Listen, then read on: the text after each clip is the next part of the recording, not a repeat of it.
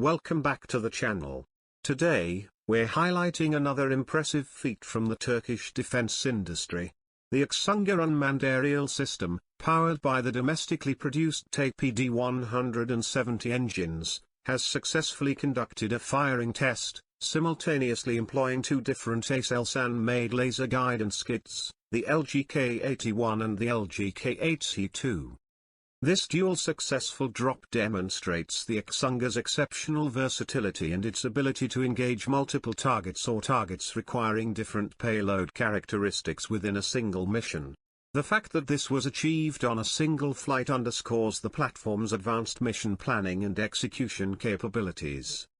The LGK81 and LGK82 are laser guidance kits developed by Aselsan, transforming standard Mk81 and Mk82 bombs, respectively, into precision-guided munitions. This test proves the seamless integration of both lighter and heavier guided bombs with the AKSUNGUR platform.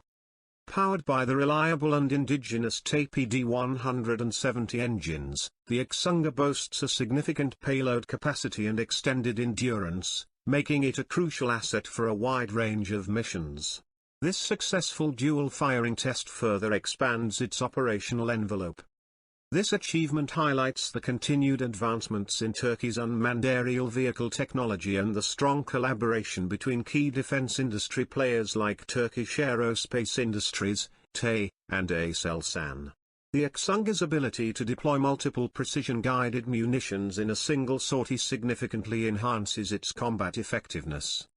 What are your thoughts on the AKSUNGUR's impressive dual firing test? Let us know in the comments below. Don't forget to like and subscribe for more updates on the latest advancements in Turkish defense technology. See you in the next one.